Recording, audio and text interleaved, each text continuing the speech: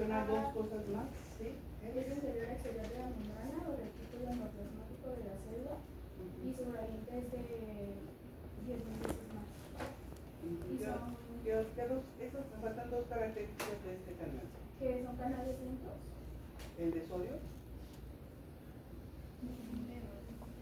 No, el de potasio. Es dependiente de voltaje, uno, y el otro. Contribuyen a la fase de despolarización y son principalmente. Pero ¿qué características tiene? Me falta esa. Es algo, pero no es eso. Son más rápidos. Entonces se abre un canal de sodio aquí, que es un canal que es dependiente de voltaje. Y ahorita me van a decir dónde viene ese voltaje. Y la otra es tierra. ¿Sí? Entonces se abre un canal y eso hace que el sodio que está fuera de la célula entre, porque dijimos que adentro hay electronegatividad y que el sodio predomina afuera. Cuando se abre un canal, el electrolito que predomina afuera, y que es un canal rápido porque es selectivo, se abre para el sodio, entonces eso hace que entonces el sodio, que tiene 145.000 equivalentes de afuera y 10 adentro, ¿cuáles son los gradientes que tengo que considerar para ver ese cambio? ¿Qué significa el cambio? ¿Cómo se llama ese gradiente? Que si el sodio es 145 de afuera y adentro 10, ¿cómo se llama eso? El transporte pasivo eléctrico. ¿Eh? ¿Transporte pasivo eléctrico? Bueno, es un transporte pasivo. Un gradiente de concentración pasa de 145 hacia afuera. Por eso siempre la permeabilidad del sodio siempre es de afuera hacia adentro. Porque siempre hay más afuera y hay menos adentro. Por un gradiente de concentración siempre pasa de esa forma. Entonces, por esa situación entra aquí el sodio. Y si entra el sodio ¿qué carga tiene? Positivo. Positiva. Y si adentro predomina la negatividad, en el momento que entra, empieza a hacer cambio de polaridad. ¿Sí? Y si cambia la polaridad, entonces eso hace que adentro quede más electropositivo en relación a la exterior, que empieza a tener electronegatividad. Cuando se invierte la polaridad, entonces eso genera potencia eléctrica. Que este sobreestímulo se elimina. ¿Sí? Además de otros más. Ahí tendríamos, dice que cerramos el canal de sodio. ¿Qué características tiene ese canal para favorecer identificación del voltaje y que entonces se cierre en milisegundos y pueda generar una limitación del sobreestímulo que no se pase de más 35? Tiene una doble compuerta. Tiene una doble compuerta. Al activarse se está, y se abre esta y pasa el sodio.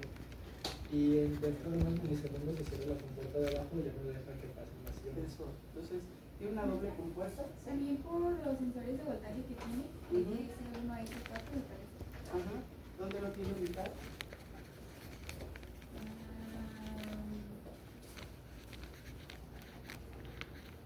¿Dónde está ubicado ese? Bueno, ya ahí vimos que era aparte, ¿no?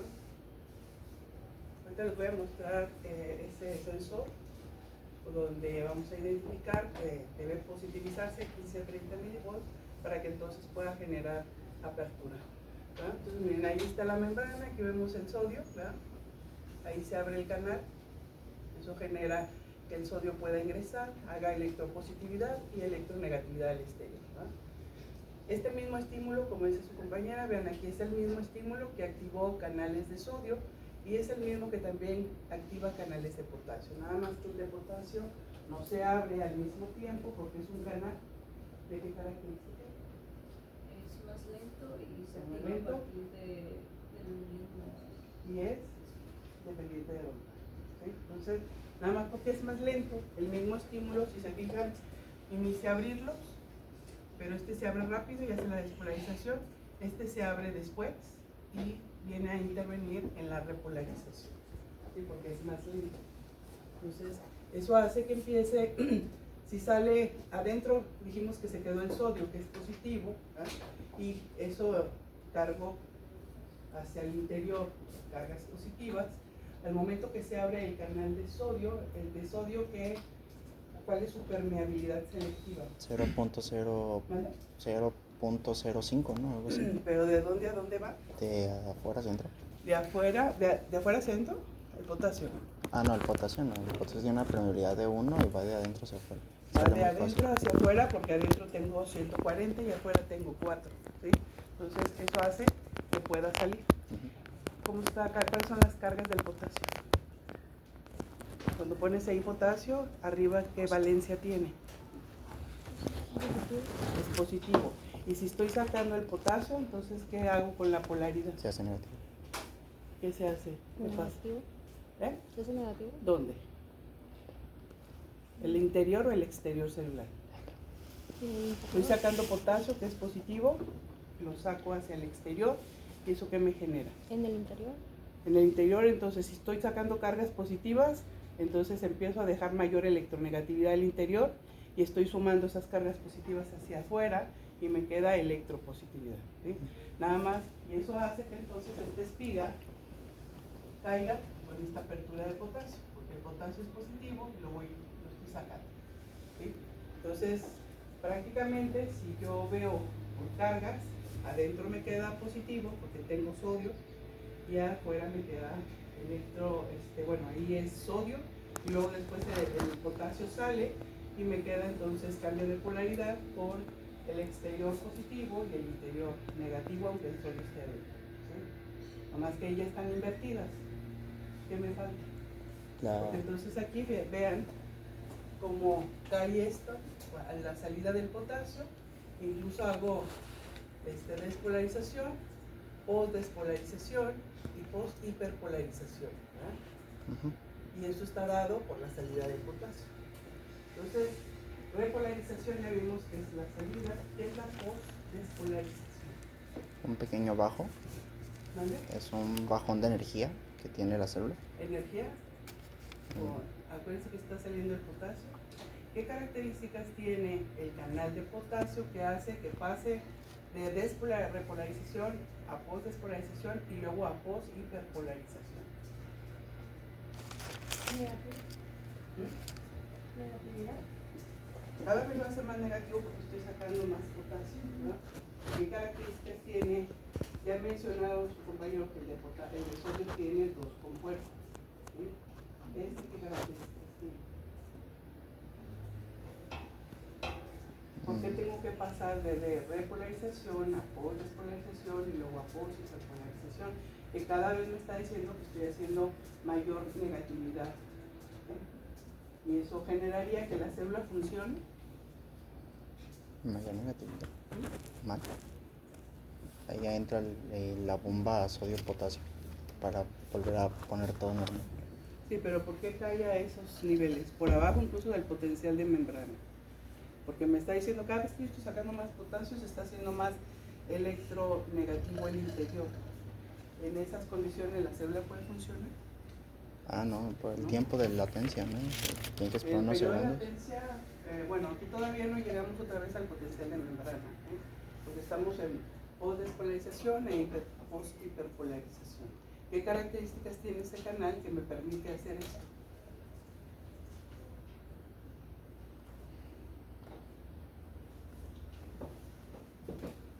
¿Por qué cae incluso? Tiene que caer, miren, hasta abajo para después volver otra vez a un estado de reposo, que sería a este nivel, que sería el potencial de membrana. Y aquí yo estoy viendo que cae por abajo del potencial de membrana.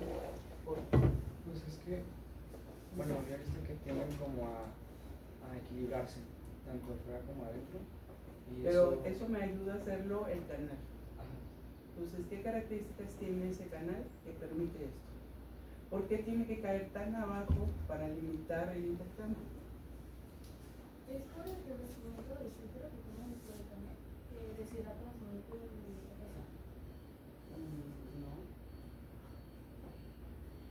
¿Qué características tiene? Así como el de sodio. Para que caiga por abajo. Porque efectivamente después vamos a utilizar la bomba sodio-potasio, ¿verdad? Pero sí, Pues que es activado por voltaje y tiene una sola compuerta. tiene una sola compuerta. ¿Verdad? Exactamente. Porque Luego después tendríamos que utilizar esta, ¿verdad? Que es la sodio potasio terpeasa, donde aquí ya salió todo el potasio.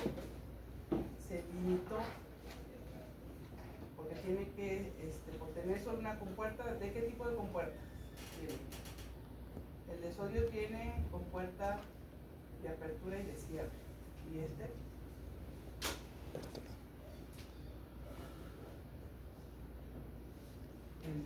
De cierre. ¿De cierre?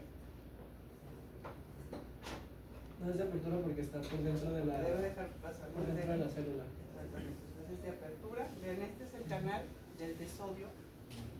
Este es un canal de sodio. Aquí, esta es la membrana. Este sería el canal. Vean que su canal tiene subunidades proteicas. Tiene dos subunidades, beta 1 y beta 2. Aquí las tenemos ubicadas. Estos van a modular una vez que aquí llega el sodio, pues se abre el canal y esto genera apertura o cierre del canal, porque aquí sí tiene de apertura y de cierre, pues ahorita se las voy a mostrar, ¿no? Incluso vean que en seres humanos hay 4 genes que codifican B1 a B4, o sea, acuérdense que pueden dar isoformas, ¿no? Y eso haría cierta selectividad para diferentes tejidos. Entonces, la subunidad alfa, que es la que vemos aquí, tiene estos 4 motivos. Incluso aquí dice que, aquí los pone en colores, son 4 motivos de 6 hélices. Vean que cada motivo tiene, aquí tiene estas subunidades, que las vemos aquí, son 6 hélices de S1 a S6 que van a rodear al canal. Vean que aquí están estos motivos y aquí al centro es un canal. Este es el canal que se abriría el centro. Y vean que hay a partir de estos motivos, vemos que aquí hay un sensor, ¿sí lo ubican? Incluso está en el S4, incluso hasta cambia de color. Vean aquí, es 1, 2, 3, 4. Entonces ahí está este sensor que me va a identificar si es que del potencial de membrana es generado por un estímulo umbral o supraumbral, donde finalmente haría que se modificara o se positivizara de 15 a 30 milivolts. ¿Sí? Por eso son dependientes de voltaje, porque tienen este sensor. Este sensor dice que tiene residuos de lisina arginina con carga positiva que va a estar regulada por voltaje. ¿Verdad? Entonces puede estar ubicado, vean, de S1 a S4, este está en S4. Ahí está, identifica este cambio de voltaje y eso hace que este poro se pueda abrir. Si se abre el poro, pues entra el sodio. ¿Sí? Si entra el sodio, ya vimos qué pasa, ¿no? Hace cambio de polaridad al interior celular, haciéndolo más positivo en relación al exterior, y eso generaría un potencial de acción con primera fase, que sería despolarización. ¿Sí? Entonces, por eso este canal que es dependiente de voltaje, porque tiene que activar este sensor. ¿Sí? Entonces vean que aquí el canal de sodio tiene una compuerta de apertura, ¿verdad? Y otra de cierre. Entonces aquí está inactivo, se abre la compuerta externa, entra el sodio, se cierra la compuerta interna, evita que entre el sodio. ¿Sí? Entonces por eso la sobreestimulación llega hasta más 35, además del cambio de polaridad. Entonces vean cómo el nivel de disparo pues hace apertura de canales, hace que haya cambio de polaridad, permite entrada de sodio, genera, entre más entra sodio es como hay una sobreestimulación, como una retroalimentación positiva, porque esto va generando que se sigan abriendo más canales. ¿Sí? Entonces aquí está el estímulo, se abren canales, aquí está el potencial aumentado, aumenta el flujo de sodio y esto hace que haya despolarización y esto es un círculo, ¿verdad? Para hacer mayor retroalimentación, generando apertura del canal y entrada de sodio, hasta que se inactiva por el cierre del canal.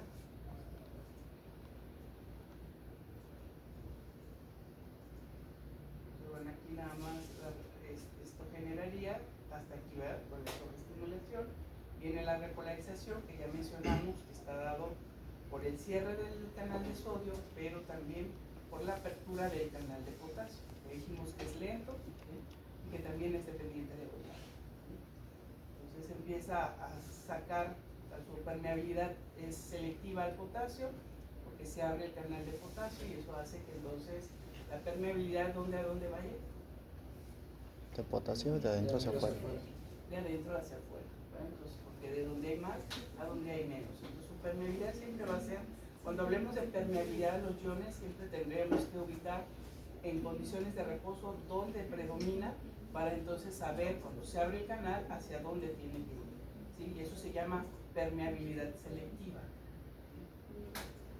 Entonces esto saca el potasio porque se abrió este canal y eso hace, dijimos que este canal, comentaba su compañero, que dice que solamente tiene una compuerta. Entonces, como solamente tiene una compuerta de apertura, entonces díganme por qué tengo que llegar a la repolarización, a la posdespolarización y a la poshiperpolarización para que se limite la salida de potasio. Se abrió la compuerta, salió potasio, ¿y eso qué significa? ¿Por qué tengo que llegar hasta acá? Para que el voltaje de membrana vuelva a su punto normal. Como voltaje sí, pero ¿qué significa? Que la polaridad no tiene que una volver a cambiar. compuerta de cierre, porque no hay compuerta de Se cierre. va a seguir bajando, ¿no? Pues ahí, ¿qué necesitamos para que la difusión ya no sea ligera? Pues se da mediante una retroalimentación negativa, ¿no? Con la bomba sodio-potasio. Antes de eso, esto sucede antes de la bomba, porque mira, llegamos a poshiperpolarización y aquí es donde entra la sodio. Era lo que mencionábamos de NERMS, que se carga pues con la misma carga y se repele pues, y se detiene. Ajá, sí, cierto. Ya no sigue andando. Pero eso es para que se cierre, Aquí ¿no? sacamos cargas positivas y eso genera que adentro quede más negatividad. Como no tiene una compuerta de cierre, es que tenemos que generar mayor electronegatividad hasta que solita se autolimite, ¿sí? Porque esto estamos generando como una negatividad mayor en relación a la del sodio y esto generaría que entonces cuando llega la poshiperpolarización tiene que bajar por debajo del potencial de membrana la caída para que entonces haya mayor electronegatividad y se autolimite, ¿sí? Se detenga la difusión y entonces puede entrar el sodio-potasio TPasa, que ¿cuál es la función? Intercambiar dos de sodio por dos de ¿Qué potasio. con qué y qué número? De... Porque aquí yo tengo el potasio afuera y el sodio está adentro. Utiliza ATP, la fosforilización, Es un transporte activo para que sacar requiere de ATP. 3 sodios y recibir 2 Entonces potasios. saca 3 sodios y mete 2 potasios. 2 potasios. ¿Por qué decimos que la bomba sodio-potasio es electrógena? Tiene función electrógena. Porque mantiene el potencial de membrana negativo, sacando más cargas positivas de las que entran. Exacto. Entonces eso hace que genere electronegatividad al interior porque va a sacar más cargas positivas de las que puede introducir. Entonces eso sería la función electrógena de la bomba de sodio-potasio ATP. ¿Sí? Y eso generaría que entonces aquí, por polaridad, yo ya tengo a la célula polarizada o en potencial de reposo, porque aquí tengo electronegatividad y acá positividad. Lo que va a hacer la bomba es entonces hacer ese intercambio del sodio contra el potasio, ¿sí? Pero siempre también manejando cierta polaridad. Entonces saca 3 sodios y solamente mete 2 potasios, o sea, mete menos cargas y eso generaría que entonces ese equilibrio de cargas me vuelva otra vez a la línea de potencial de membrana, ¿sí? Entonces, ¿cuáles son los 3 eventos que de un potencial de acción, que ya se los puse ahí, me llevaría otra vez a un potencial de reposo? Y que están ahí en la fase de la repolarización. Pues, ¿cuáles son los 3? Que intervienen para generar un potencial de membrana. ¿No es la de fórmula de Goldman? ¿Sí? ¿No es la fórmula de Goldman? ¿No? Empezando desde la salida de potasio. Eso se llamaría? Salida de potasio. Inicia la repolarización, pero se llama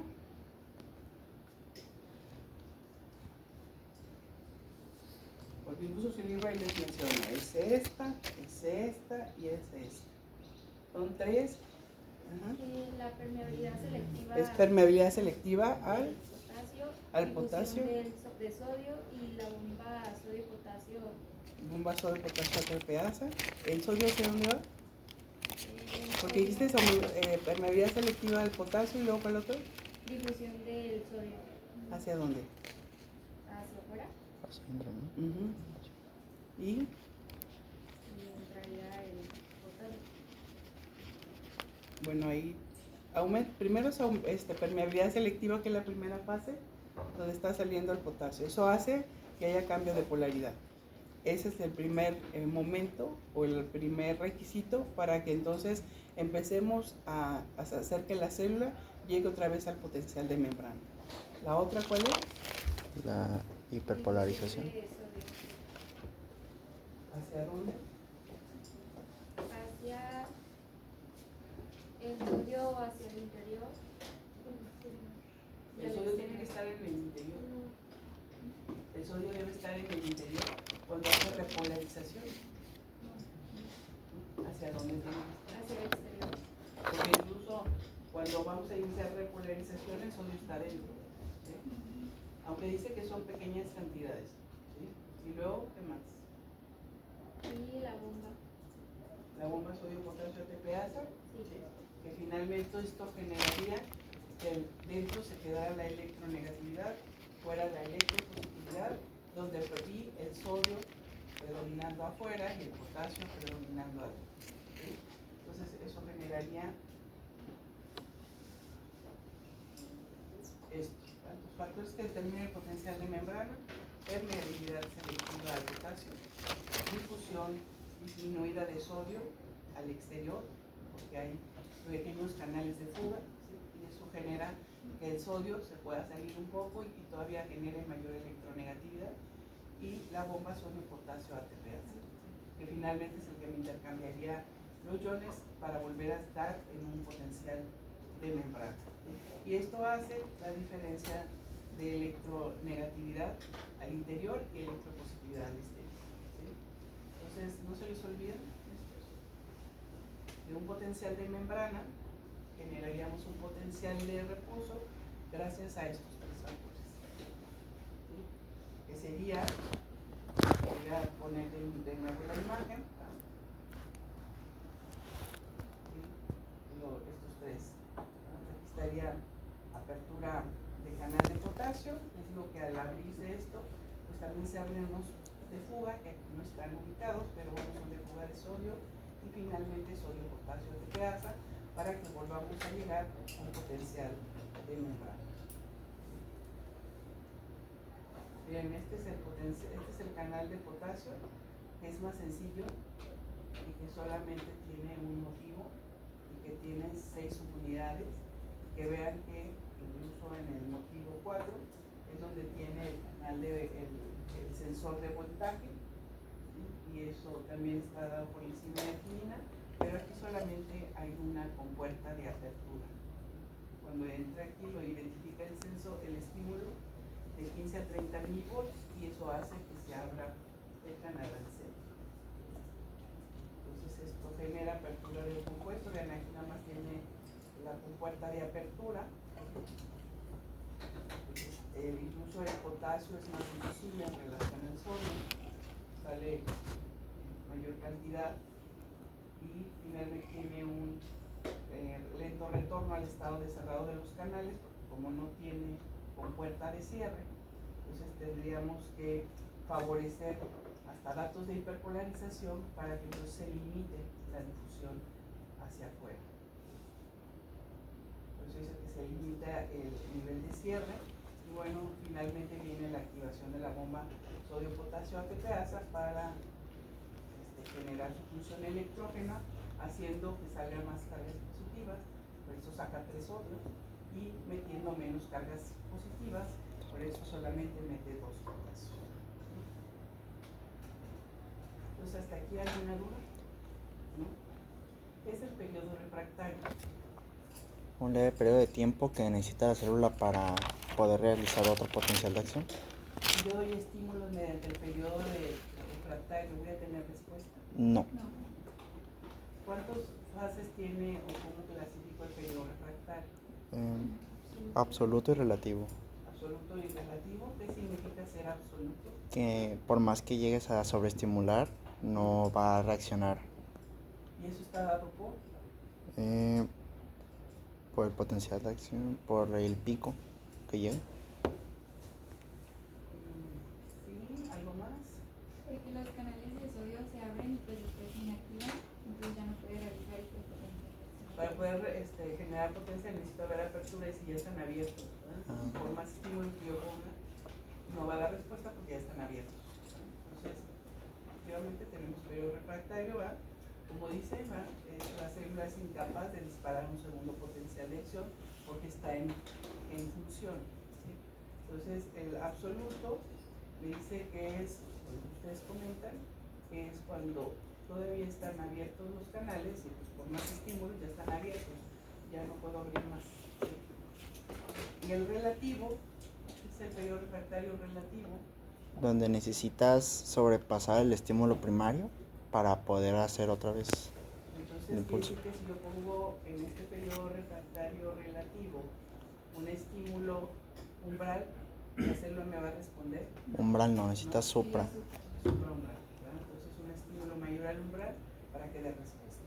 Y fíjense que aquí dice que el periodo refractario absoluto es del punto de ignición hasta el primer tercio de la repolarización. ¿Qué significa punto de ignición? Aquí en el, ven este es aquí está la repolarización, está la repolarización. Entonces, el periodo refractario absoluto es desde el punto de ignición hacia un tercio de la repolarización. ¿Cuál es el punto de ignición?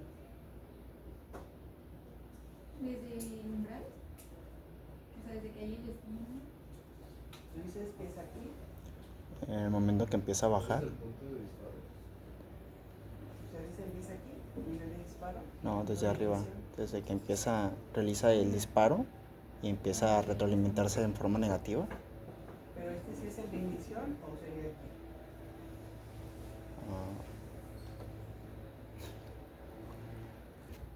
¿Cuál sería el punto de ignición? Porque es desde ignición hasta un tercio. ¿Ah?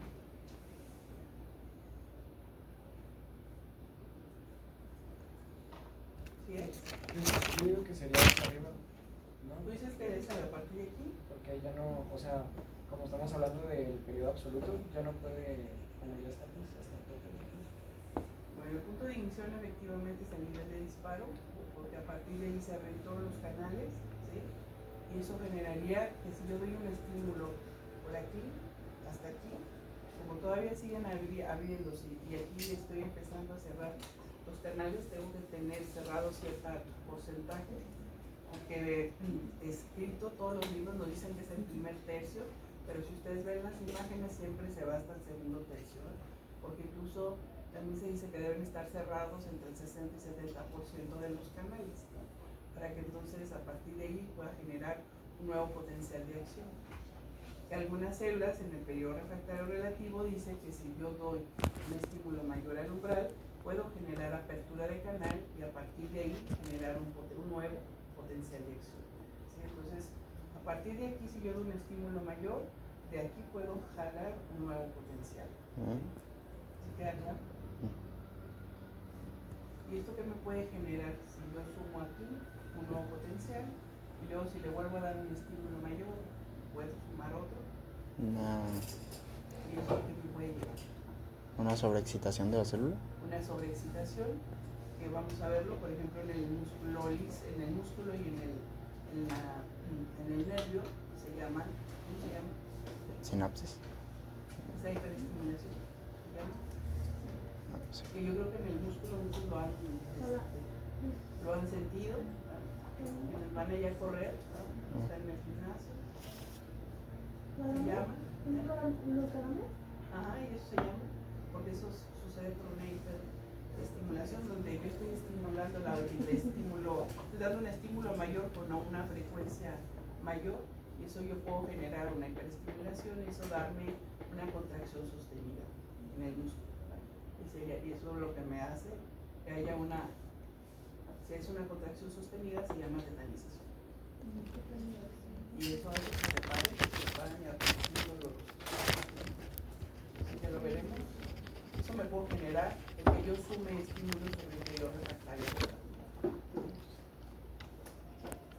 Bueno, hasta aquí no sé si tengan alguna duda o pregunta de lo que es un potencial de acción, perdón, de potencial de membrana superior de latencia, el potencial de acción con las características de estos canales que me permiten favorecer estos potenciales y que lo vamos a ver, así van a ser en músculo y en nervio. Bueno, entonces, como estos potenciales con este tipo de canales van a estar en el nervio y en el músculo, pues tenemos que ubicar esta unión que se llama unión neuromuscular.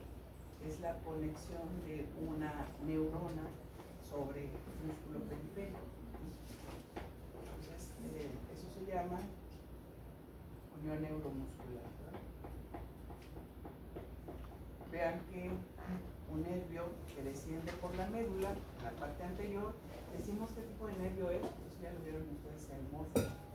¿Cómo clasificamos las vías que entran por la parte posterior de la médula y las que salen por la parte anterior? ¿Qué características? Porque esta conexión de la unión neuromuscular, porque vamos a hablar de las características del nervio y del músculo, Creo que sí. entonces son anteriores. Si son anteriores serían sensitivas, ¿no? Y son anteriores. Ah, no. Y son anteriores, son sensitivas. Son Es al revés, ¿verdad? Entonces las sensoriales son posteriores, o sea, todas las sensaciones entran por atrás, se integran y damos respuestas en la parte anterior. Entonces la parte anterior por eso se llaman motoras. Entonces decimos que es una motoneurona, incluso son alfa porque luego van a ver la motoneurona superior, que ya ustedes la saben clasificar, motoneuronas superiores e inferiores, que estas serían de qué tipo, las que ya llegan al músculo, de esa clasificación de respuesta, que ya viene de nervio, de parte central, y vamos a dar respuesta ahorita con el músculo, que puede ser músculo esquelético, músculo cardíaco, músculo liso, y que siempre va a tener esta conexión de los nervios y de este tipo de neurona, que se llama motoneurona alfa, y que es una motoneurona de qué tipo, superior o inferior. Y si ya están los tejidos periféricos, se llamará que luego ahí de pronto, cuando hay lesión, ¿verdad? Tanto de la corteza o hacemos una desconexión a partir de desconectar la parte a nivel del cuello, ¿verdad? Entonces podemos generar una decorticación o una descerebración que nos daría ciertas características sobre el músculo esquelético. Pero bueno, ahorita vamos a ver lo normal y luego ya vemos esta otra parte. Nada más mencionar que el fisiopato pues, tendrá que hablar ampliamente de lo que está generando que haya en la decorticación una pues hay una contracción sostenida y en la descerebración hay flacidez. Flacidez. Entonces, incluso podrán identificar cuando van a estar en urgencias, las pueden poder identificar decorticaciones o descerebraciones y que bueno tendrán sus características. Que sepan a qué nivel está la lesión, eso me habla de un nivel de lesión.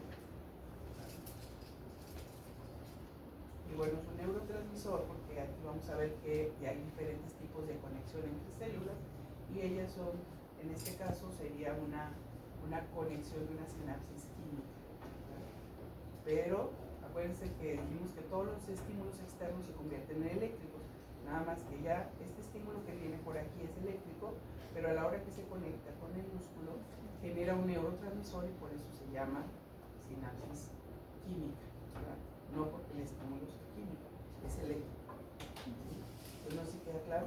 Aquí el neurotransmisor que se libera pues, es eléctrico. Entonces vean cómo una motoneurona que desciende de la parte anterior se conecta con el músculo Y se acuerdan que las neuronas pues, tienen la característica de que tienen sus dendritas, su soma, su axón, y ese axón termina en un botón terminal. ¿Se acuerdan de eso? ¿Sí? Pues bueno, ese botón terminal se incrusta en cada una de las células del músculo esquelético en este caso, ¿no? Después lo veremos también en el corazón porque también es estriado. Donde cambia un poco es en el músculo liso. Entonces, bueno, vamos a ubicar la parte donde hay una conexión de este botón terminal con una célula muscular y se llamará placa motora terminal. Entonces, nosotros vamos a ver esta partecita considerando que una vez que sumamos, pues vamos a explicar cómo sucede la transmisión del nervio con el músculo, en esta unión neuromuscular, en esta conexión de un nervio con un músculo, pero que después tendríamos que ubicar que pues, sucede en todo el músculo, porque hay placas terminales múltiples de la motoneurona con el músculo que se está uniendo. No sé si queda claro. ¿Sí? Pero nosotros vamos a explicar a esta parte más pequeña que se llama placa motora terminal, donde yo tengo este botón terminal de la neurona incrustado en esta célula muscular que se encuentra en el músculo. Porque acuérdense que el músculo está formado por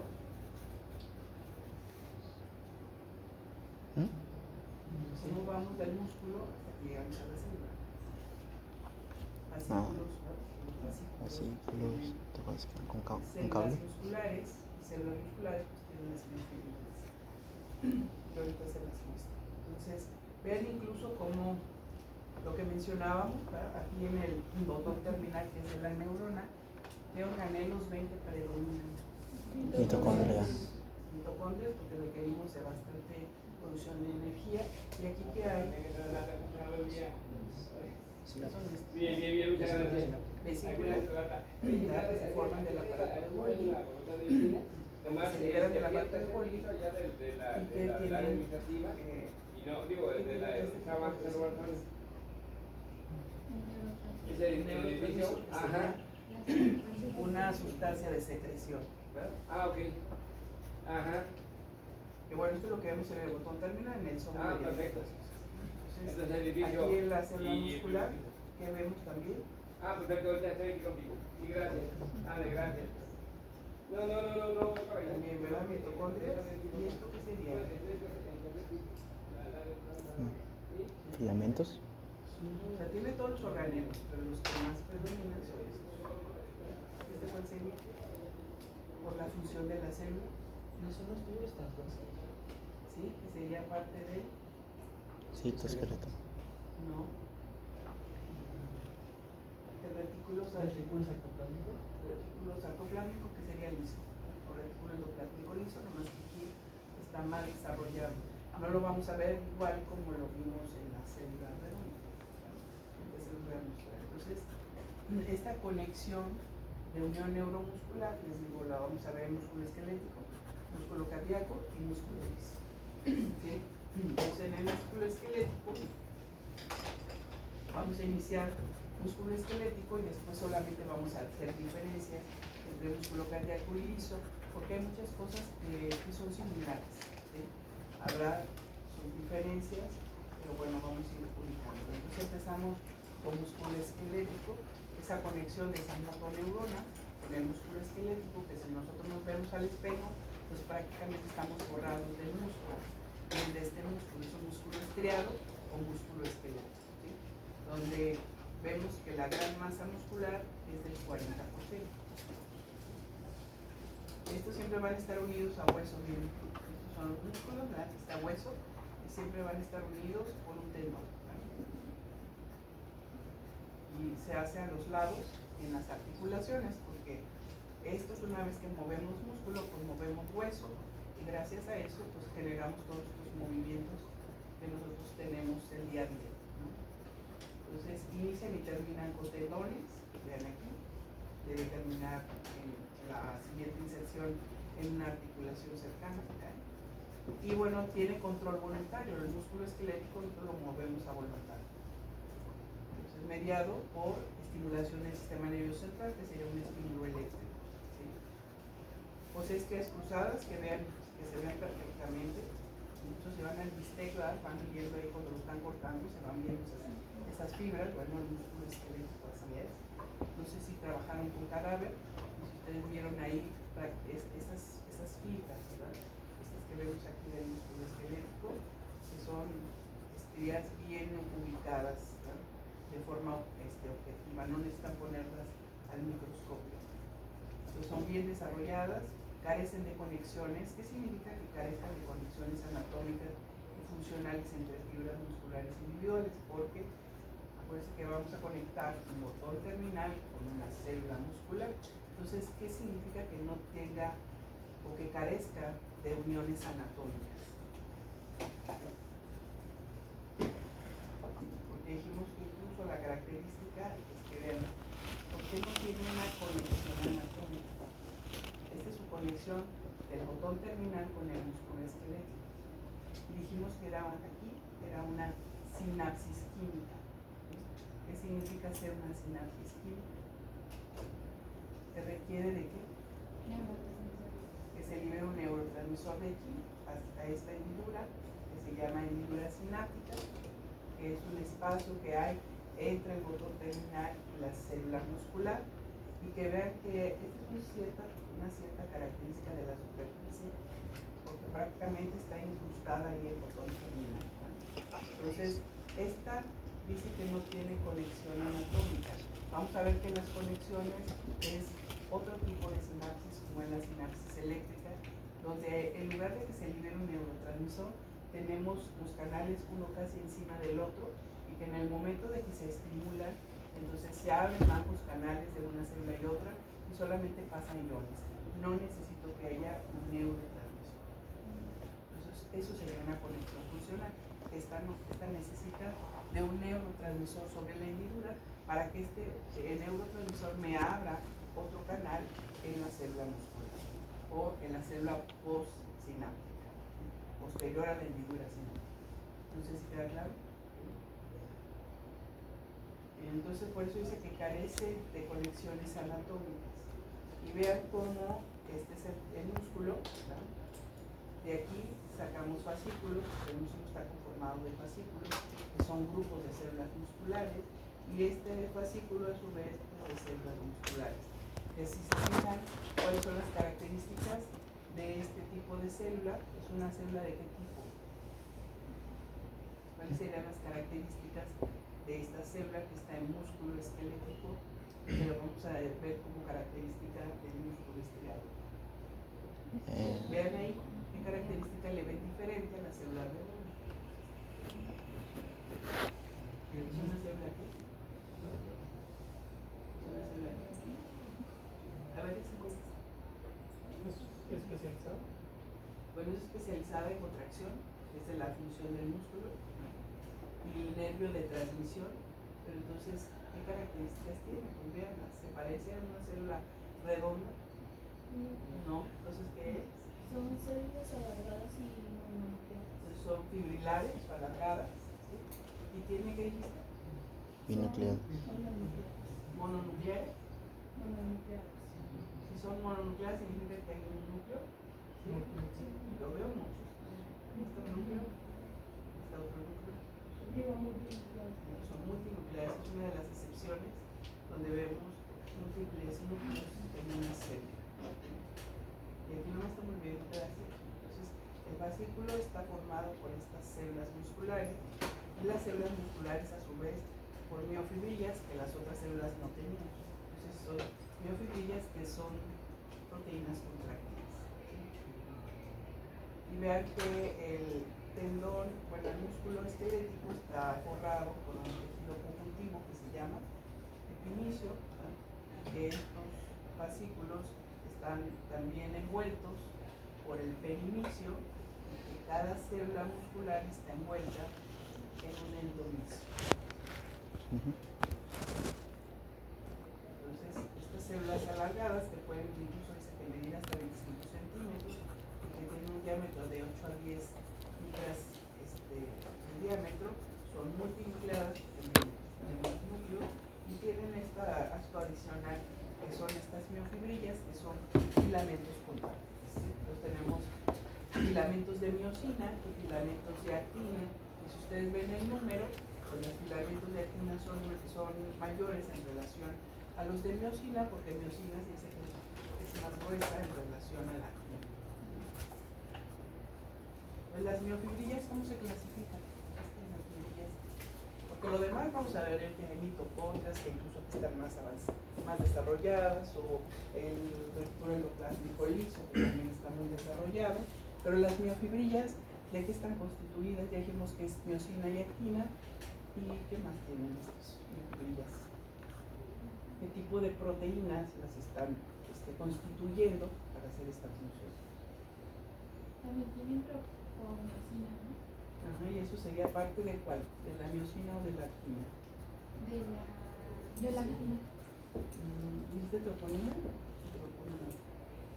Tropomiosina. No, no es parte de la miosina. ¿Sí? La troponina y la tropomiosina son parte de la actina. De la actina, ¿y son proteínas de qué tipo? ¿Qué le ayudan a hacer a la actina? Le ayudan a inhibirla. Y eso haría una función de qué? Pero le va a ayudar entonces, porque miren, así las vamos a clasificar, incluso las mismas proteínas, ¿no? Vamos a clasificar como proteínas contráctiles, como proteínas reguladoras y como proteínas de sustento o accesorias. Entonces, de aquí, las proteínas contráctiles, pues ya vimos, esta es la miosina y este es la actina, ¿sí? La actina es la que tiene dos tipos de proteínas reguladoras, como son esta que ven aquí fibrilar, que se llama tropomiosina, y esta globular que se llama troponina. Incluso la troponina tiene 3 unidades, que serían, ¿cuáles son? I, T y C. ¿Qué significa I? ¿Qué significa T? ¿Y qué significa C? Porque está dividida, miren, aquí está esta globular y tiene 3 subunidades, ¿sí? Entonces, ¿qué significa ser I? Porque fíjense, antes de mencionar esto, vemos que aunque es una proteína fibrilar, la actina, si se fijan, está conformada por proteínas globulares, que son proteínas G. Pero cuando estas empiezan a unirse, forman doble hélice, una doble hélice, se envuelven entre ellas y eso genera que sean proteínas fibrilares. La I es para la actina, la T es para la tropomiosina y la C es de calcio. Exacto. Entonces, ¿y eso dónde van a estar unidas? Porque aparte de que vemos que aquí están las proteínas globulares, que por lo que forman a la actina, cuando son solas, decimos que son proteínas globulares G o de actina, y cuando se suman, decimos que son proteínas F, ¿sí? Porque ya forman fibras. Y vemos que la subunidad I está sobre ¿qué elemento? La actina. Sobre la actina, la subunidad T sobre La la tropomiosina, que sería esta otra proteína fibrilar, y la C queda libre, ¿verdad? Cuando está en reposo. La tropomiosina, que es esa otra fibrilar que está envolviendo también a la doble hélice de estas proteínas F, ¿qué función tiene? Te voy a sacar un rosa. A ver, que no ha participado. ¿Qué significa que sea él? Bueno, la tropomiosina se supone que cubre el sitio activo de la actina globular, a menos de que se requiera que haya una contracción. Exacto. Entonces, estas lo que hacen, cada proteína globular tiene un centro activo, ¿sí? Eso significa que ahí es donde se va a unir la miosina para poder entonces generar la contracción. Entonces, la tropomiosina lo que hace es cubrir estos sitios activos. Entonces, cuando estamos en reposo, están cubiertos, no puede haber unión, y cuando está activa, necesitamos que nos deje ese sitio activo para entonces generar la contracción, ¿sí? Entonces, así están ubicadas las reguladoras. En el caso de la miosina, pues no tiene estas unidades reguladoras. Vemos que aquí, ¿qué características tienen sus proteínas? ¿De qué tipo son?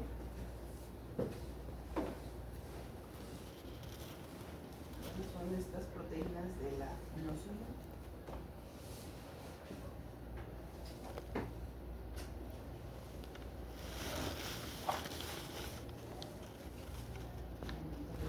Les voy a mostrar también las proteínas accesorias, que serían, ¿qué función tienen estas proteínas accesorias?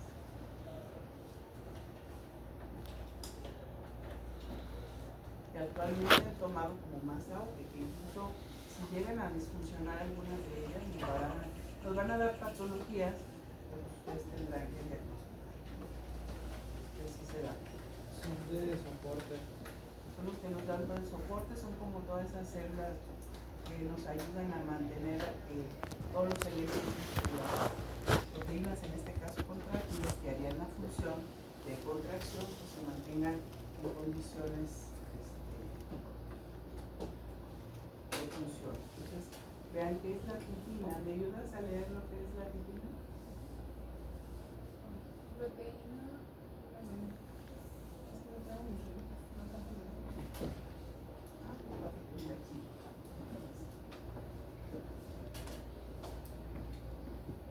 Proteína filamentosa, alinea quina y miosina, conecta línea Z con línea M, evita la hiperextensión de los sarcómeros, receptor mecánico. O sea, estos funcionan incluso como un receptor mecánico. Me sigue que es la neurina, y ahorita les voy a poner un dibujo y a ustedes me los identifican. Van a identificar titina, van a identificar neurina, todos estos accesorios. Esa sería la neurina. Por eso fíjense lo que dice. Alinea y estabiliza la longitud de filamento de actina. ¿Me sigue?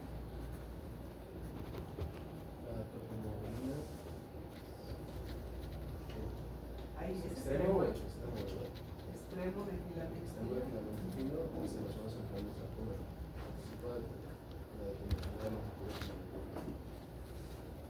¿Sí? ¿Aquí sigue? Alfa-actinina y proteína CAP-Z. Ancla en actina la estructura de la línea Z. ¿Aquí sigue? Desmina, agrega estructuras a la línea Z a la unión con membrana plasmática. Este es el sarcómero, pero entonces el sarcómero está formado por el sarcómero es la miosina, es la actina, sus superposiciones nos dan estas líneas que delimitan lo que es el sarcómero. Pero vean aquí cuál sería la titina. Esas líneas negras que parecen. ¿Parece esto? ¿Qué decía la titina? Proteína filamentosa, línea actina y miosina. Alinea y activa la miosina. Entonces, alinea actina y miosina. Si se fijan, aquí vemos que le da soporte. Esta es la miosina, esta de aquí, y esta es la actina. Entonces se encuentra entre ellas, incluso les deja como para que no se vayan con su riel, ¿verdad? Para que cada quien tenga que correr por donde tiene que correr. Entonces le da esa estabilidad tanto a la actina como a la miosina, y además los ancla sobre la línea Z, que es de qué es, y mantiene sobre también la línea M. Esta es la línea M, esta es la línea Z. Entonces da esa conexión, ¿verdad? Dice, conecta línea Z con línea M, evita hiperextensión. Esta es de las más importantes porque incluso funciona como un sensor para que cuando haya sobreestimulación venga un efecto de regulación y evitemos la ruptura del músculo. ¿Sí? Incluso lo vamos a ver también con el arco reflejo, con uso muscular y órgano tendinoso de Golgi, que le ayuda a este sensor a evitar que si estamos ahí con una hiperestimulación y estamos poniendo en riesgo que se vaya a romper el músculo, ¿sí? O que se desgarre el músculo o se rompa el hueso, entonces lo que hace es que tenemos mecanismos reguladores para generar una relajación súbita y soltemos esa fuerza, ¿sí? Para evitar la lesión. Si hay quien todavía, ¿verdad?, aparte de sentir esa sensación, genera que no lo suelte, porque eso ya, por eso vemos cómo se desprenden los músculos, ¿verdad? Digo, no sé si lo han visto en las Olimpiadas, cuando están sobre todo yo lo he visto en las calderistas ahí, al estar subiendo las las pesas, ¿verdad? O en los gimnasios donde se rompen, se desprenden los tendones de hueso o incluso llegan a tener fracturas. Los vemos ahí queriendo romper las marcas. Si no hacemos caso a lo que nosotros a lo que estamos preparados, pues eso es el riesgo. Entonces sería ese. Y luego también hablamos de la neblina. Vean aquí, la neblina es esta. ¿Qué dijimos que hacía la neblina? ¿Qué decíamos que hacía la neblina? Estabilizar la longitud de los filamentos de actina. Entonces vemos que nada más vean, aquí está la neblina, le da esta estabilidad a esta parte de la actina. Y luego también hablamos de cuál otro, tropomodulina, ¿verdad? Aquí tenemos la tropomodulina, vean cómo está aquí lo que sería la actina y la línea Z, ¿verdad? Donde nos dice que alinea el extremo del filamento fino hacia la zona central, o sea, hacia la línea N, y determina la longitud del filamento para que esto no vaya a chocar, ¿verdad? Aquí vemos esta con la línea N. ¿Sí? ¿Cuál otro nos falta? Aquí está la alfa-actinina. Mencionamos que también sería proteína capseta, que ahí no viene mencionada, pero haría función parecida, que anclan aquí en la estructura de la línea Z. Vemos aquí cómo se ancla. La actinina ancla a las proteínas de la línea Z para que se mantenga el sarcómero. Y la desmina, que agrega estructura línea Z, la unión por la membrana plasmática. Entonces, esta va a ser una conexión de esta con la membrana.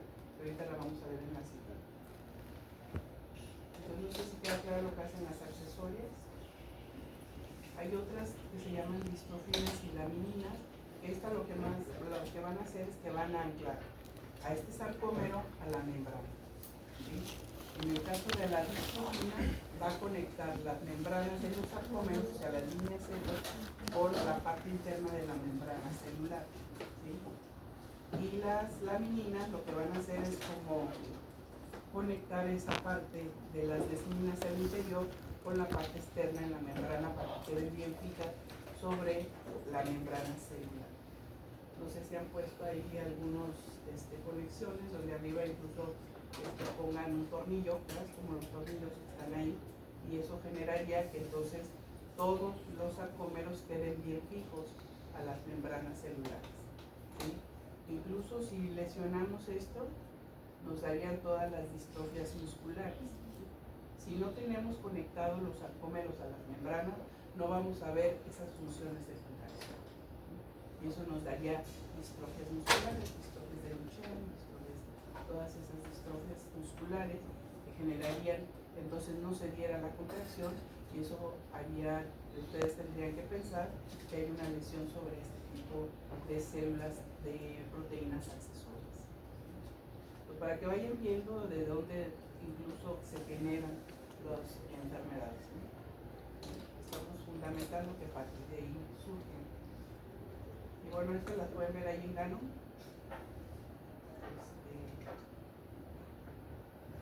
Si quieren ampliar el tema. Los miofilamentos gruesos, ¿verdad? Que son la miosina, tiene 6 cadenas polipeptídicas, y son cadenas polipeptídicas que son de pocos aminoácidos.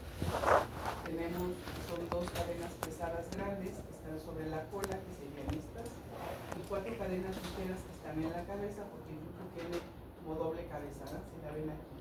Entonces son 4 cadenas ligeras, 2 cadenas que tienen unión para ATP, vean que aquí está la unión al ATP, y estas otras 2 que tienen uniones a la actina, porque la miosina es la que se pega a la actina y es la que desplaza a la actina para favorecer la contracción. Y vean cómo estas colas, ¿verdad? Tienen esta conexión entre hay una mezcla de las cadenas ligeras con las cadenas pesadas que forman este cuello y que le da esa característica de movilidad. Y que aquí es donde se viene lo de, ¿se acuerdan que hablamos de motores moleculares? Porque son ATPases, responden al ATP. Y eso hace que entonces este cuello pueda moverse, ¿sí? Y unirse hacia la actina. Este motor molecular que son dependientes de ATP.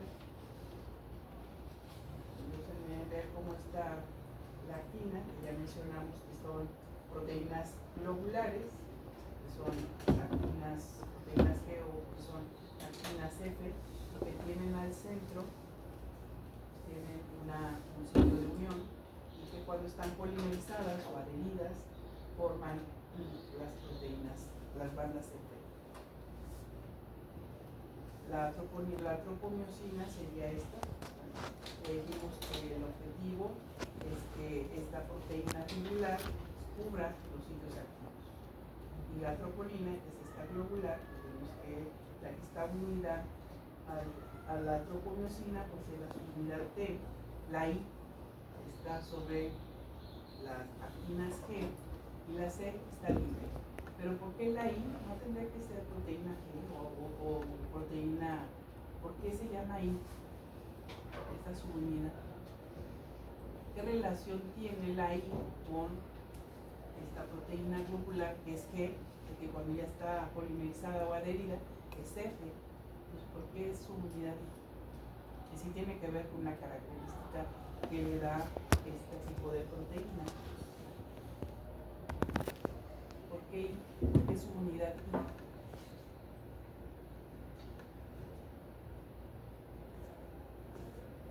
Porque incluso en la sarcómera, voy a avanzar un poco, ¿sí? Dice que son bandas A y son bandas I, que serían las de miosina, son bandas I, las bandas A son las de, perdón, bandas A, miosina y bandas I serían de actina. Entonces seguimos por eso su unidad I. ¿Por qué es I? Por eso que está adherido a la actina, ¿no? ¿Pero por qué I? ¿Es una banda I? Porque fíjate, banda A está dada por la miosina, que es esta. Estos son filamentos gruesos. Estos se ven más intensos, ¿verdad? La línea M dice que está dada por la superposición. Se fijan que aquí están dispuestas las cabezas de las miosinas y las colas. Entonces las colas van hacia la línea M. Y eso hace que unas colas estén encima de otras y la superposición es lo que me da la línea M. ¿Y se entiende que es la superposición de las colas? Porque eso me da esta línea M al centro. Porque es donde se pegan las colas de un lado y de otro, ¿sí? Unas están encima y hacen la conexión. Entonces ese engrosamiento se ve como una línea al centro, y eso generaría la línea M. Dice inversión de polaridad porque son las colas. Y la zona H, vean que esta es la miosina, y esta es la actina, y esta parte que está aquí se llamaría zona H, que cuando estamos relajados la podemos ver, pero cuando está contraído se desaparece. Porque la actina tiene que correr sobre la miosina hacia la línea M y se pierde la zona H. Ahora vean esta es la banda, dice que la banda I está formada por filamentos de actina, que son estos, que dice que son filamentos delgados. Y la línea Z está dada, esta línea está dada por la superposición de las mismas bandas.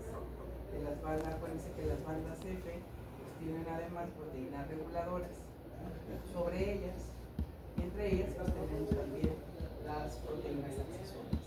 Entonces, esto es lo que hace la superposición de la línea Z. Y decimos que entre línea Z y línea Z, esto se llama el sarcoma, se da la unidad funcional.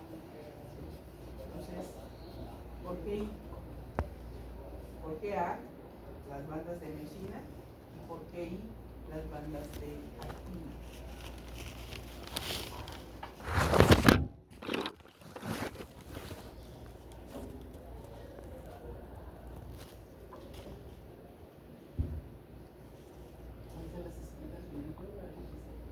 ¿Qué bandas I? ¿Qué bandas A? Si son de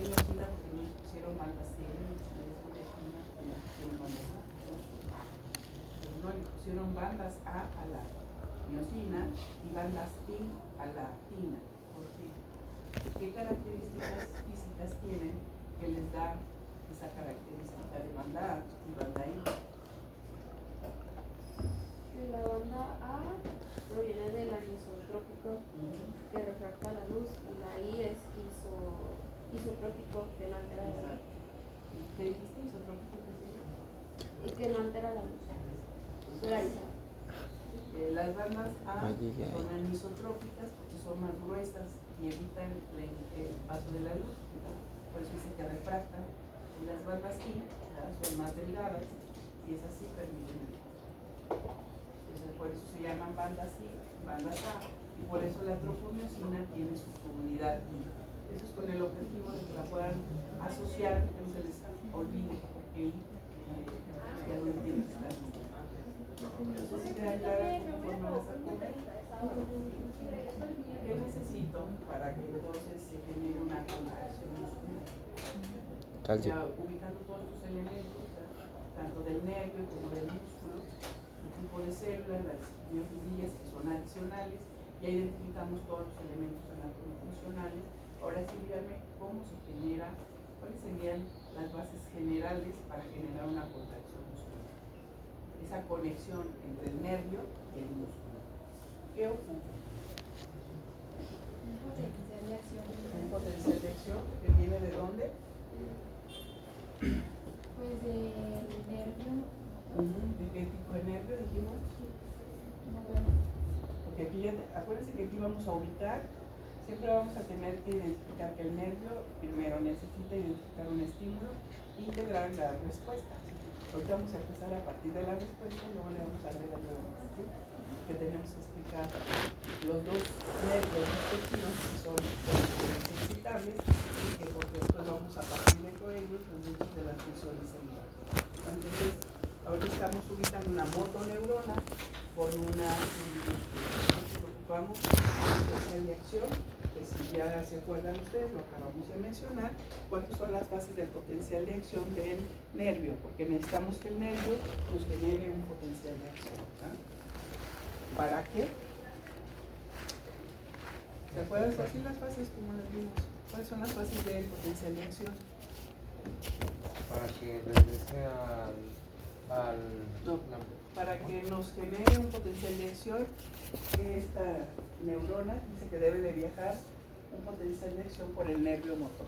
Era apertura. Entonces, de... ¿cuáles son las fases del potencial de acción?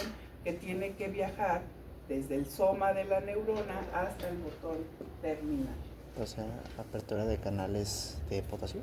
Entonces se llama la primera fase ¿qué? ¿Cuáles son? Despolarización, repolarización, ¿sí? Y finalmente ese sería el potencial de acción que se va a generar. Ustedes saben por qué aperturas de canales, ¿verdad? Y se hace propagado ese potencial de acción, ¿verdad? Entonces tiene que viajar a lo largo del axón. ¿O ocupan mencionar algo? ¿Algo que ustedes mencionan? Entonces luego tiene que llegar hacia el botón terminal, donde ahí va a haber liberación gracias a este potencial. ¿Qué hay ahí para generar después la liberación de un neurotransmisor que sería acetilcolina?